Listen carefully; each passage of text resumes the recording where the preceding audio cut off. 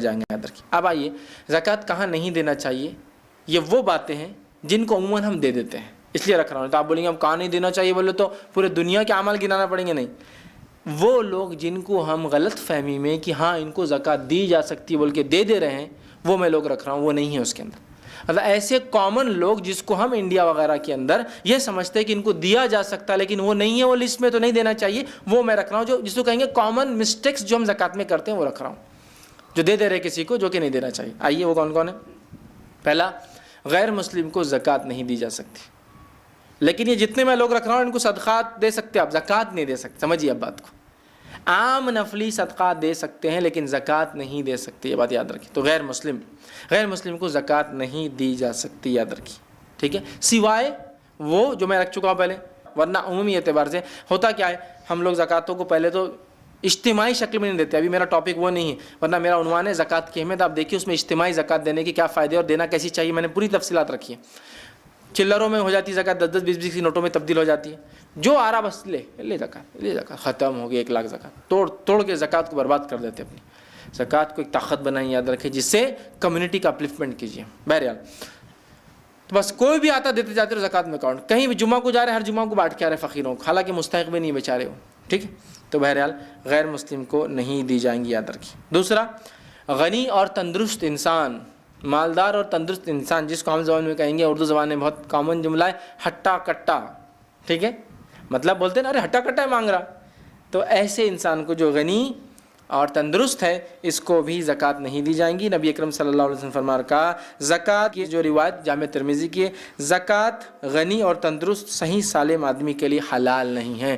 صحیح تندرست سالم آدمی کے لیے زکوٰۃ حلال نہیں. ہاں, تندرست آدمی ہے, کماتا ہے, کمانے کے بعد بھی اپنی زندگی کی ضروریات پوری نہیں کر پاتا, بیسک نیڈز کور نہیں کر پاتا, تو یہ لے سکتا ہے زکوٰۃ. لیکن عام طور سے ہٹے کٹے اور تندرست انسان نے کوشش کرنا چاہیے کہ انتھک محنت کر کے کمائے, بٹ اگر تب بھی نہ کر پائے تو لے سکتا ہے. لیکن عمومی غنی اور صحت مند آدمی نے زکوٰۃ نہیں لینا چاہیے. مالدار کا تو سوال ہی نسبت حرام ہو جائے گا, اس لیے کہ اس کے لیے حلال ہی نہیں ہے وہ چیز.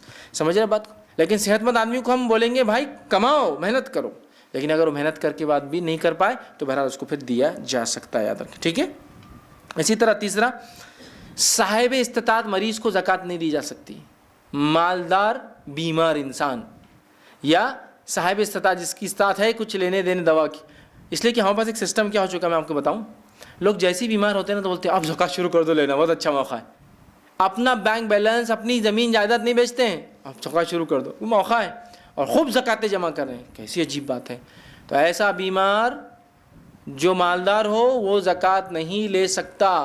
ٹھیک ہے, ایسا انسان جو مالدار ہو بیمار ہو تو وہ زکوٰۃ نہیں لے سکتا. میری اس بات کو یاد رکھیے, مالدار انسان جو بیمار ہو زکوٰۃ نہیں لے سکتا. ہمارے پاس دیکھا آتا ہے بیماری آتے ہی لوگ زکوٰۃ مانگنے نکل جاتے پبلکلی کہ چلو اب زکوٰۃ مانگو, اس لیے کہ ہم بیمار ہو گئے. ٹھیک ہے, اس بات کو بھی سمجھنے کی ضرورت ہے. اسی طرح میت کو کفن دفن کو زکوٰۃ استعمال نہیں ہو سکتی.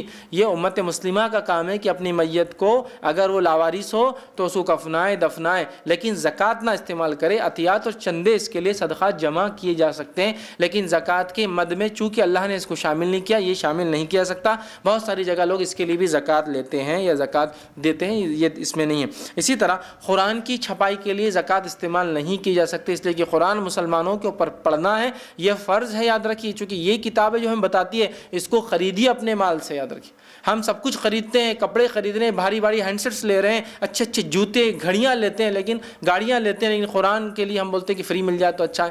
تو قرآن زکوٰۃ سے نہیں چھپ سکتا, یاد رکھیے. ٹھیک ہے. ہاں, مستحق انسان جو تعلیم کے لیے دینی کچھ کرتا ہے اور جس کے اندر دینی کتابوں کے ساتھ اس کو قرآن بھی دینا پڑتا ہے, وہ ایک الگ چیز ہے.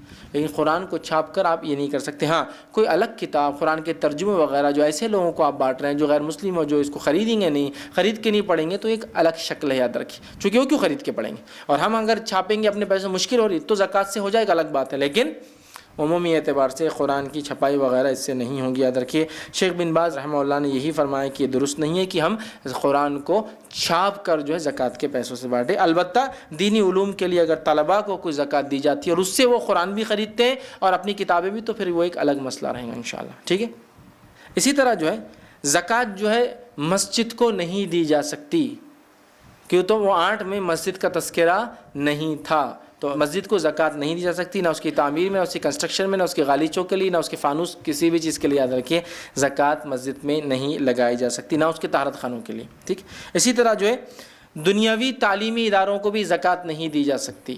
ہاں مستحق بچے جو اس میں پڑھتے ہیں ان بچوں کو دی جا سکتی، وہ ایک الگ بات ہے، لیکن تعلیمی ادارہ جو دینی کام نہیں کرتا، دنیاوی تعلیم دیتا ہے، دنیاوی تعلیمی ادارے اس میں شامل نہیں ہے۔ اور جو اللہ رب العزت نے فرمایا کہ وفی سبیل اللہ، اللہ کی راہ میں جو کوششیں شامل ہیں۔ لیکن اس کے علاوہ بھی علماء کہتے ہیں اس میں یہ بھی شامل ہے کہ قرآن و سنت کی تعلیم دینے والے ادارے، ٹھیک ہے، اسی طرح دعوت اللہ کے لیے تمام جو کام کیے جاتے ہیں ادارے اور افراد، ان کو زکوٰۃ دی جا سکتی ہے۔